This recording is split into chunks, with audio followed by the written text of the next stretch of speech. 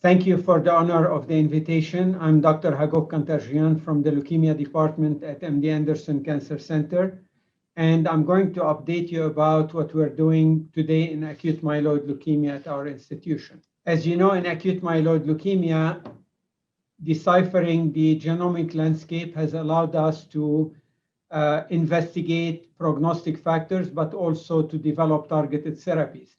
Here you see that FLT3 mutations occur in a third of the patients, and now we have FLT3 inhibitors that could help them.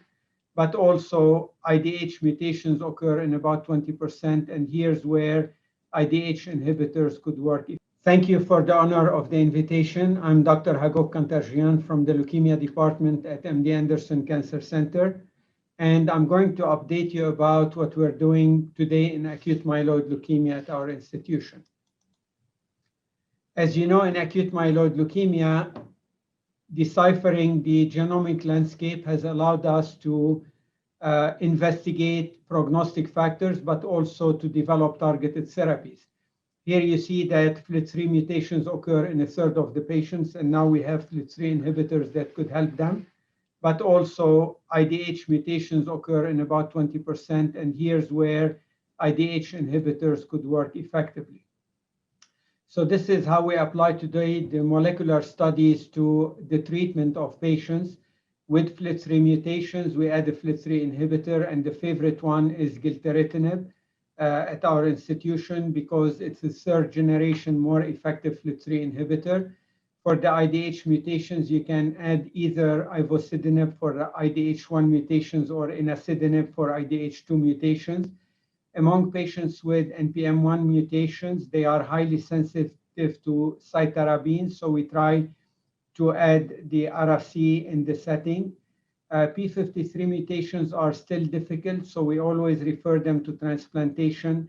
And then I'll show you at the end the potential role of the new menin inhibitors in patients with translocation 11q23.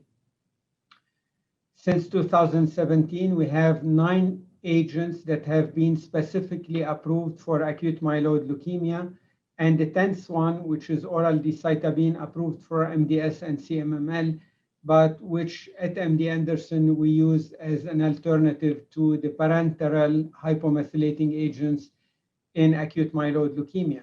So you see on the list, the most important one is venetoclax. I think it's really a breakthrough, and I'll show you that it's not only a breakthrough for the older unfit AML, but perhaps for the younger ones. You have 2 FLT3 inhibitors which are approved, and we prefer gilteritinib, but midostaurin is also available. The next 2 are enasidenib, ivosidenib, which are the IDH inhibitors, and then the oral hypomethylating agents. And I'm going to make the point at the end that oral decitabine and azacitidine are very, very different drugs. You cannot use them interchangeably. Let's start with the most curables of the leukemia. So acute promyelocytic leukemia, as you know, we started treating them without chemotherapy since 2000, only with atraarsenic trioxide, and the addition of gemtuzumab if there's a high white cell count or if they persist to have PCR positivity 2 to 3 months in remission. And this is the data from our institution where we show that we can cure almost most of the patients with the use of atraarsenic trioxide without using chemotherapy. And this is across the board of all the age groups, and we have over 250 patients. The second highly curable category is core binding factor leukemia, so inversion 16 or translocation 821. Here we use the fludarabine high-dose Ara-C with gemtuzumab. We consolidate with fludarabine Ara-C for 3 days for 5 consolidation courses, to which we add gemtuzumab in 2 or 3 courses. In 2010, we lost the use of gemtuzumab and we replaced it with idarubicin, and the results are worse. So really, fludarabine, Ara-C, gemtuzumab, or the flag gemtuzumab is the better approach. And here I show you the data since 2010. So again, an estimated 10-year survival in excess of 80% when we use this strategy.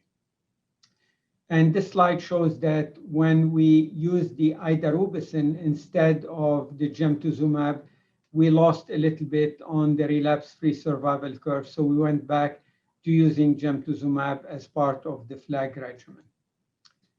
Now, I mentioned that gemtuzumab is useful in APL and in core binding factor leukemia, but the French have just published in Blood that it may have a value in additional subsets, such as patients with FLT3 mutations and RAS mutations and NPM1 mutation. The problem is how to combine gemtuzumab with venetoclax, because we value venetoclax as a drug that's more useful, and we're using it in combination with intensive chemotherapy, which I'll show you next. So now we're going to come to the treatment of the other acute myeloid leukemia, so patients who do not have APL or core binding factor leukemia.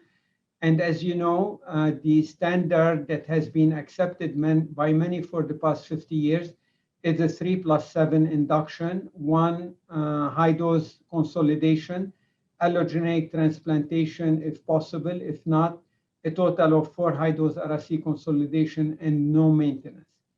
If you accept this as a standard of care, I am showing the results on this slide.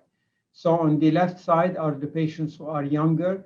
At best, you can probably cure 35 to 40% of the patients. And on the right side are the older patients who can still receive 3+7. And here the cure rate is under 20%. So we can do better in the younger patients with FLAG-IDA venetoclax, as I'll show you. And we can do better in the older patients with the triple nucleoside low intensity therapy, which I'll show you at the end. So this is the data from MD Anderson. So since 2010, our estimated 5-year survival is close to 60%. And this is because we do not accept 3+7 as a standard of care. We try to do better than that. In the older unfit patients, we are improving the survival, but still we're not doing as well. And I do not show the data since 2015, where we are using the venetoclax in addition, and I'll show you the data at the end. So what do we do at MD Anderson? In the younger patients, we either use FLAG-IDA or CLIA with venetoclax. We add the FLT3 inhibitors as indicated. We still try to take the patients to transplant. If not, they receive the same intensive chemotherapy for 6 cycles, and then everybody gets a maintenance for 2 years. In the older patients, we cannot do the intensive chemotherapy, so I'll show you the regimen with the triple nucleoside analog therapy, cladribine, low-dose RC, azacitidine with the addition of venetoclax. Again, we try to take them to transplant or do maintenance therapy.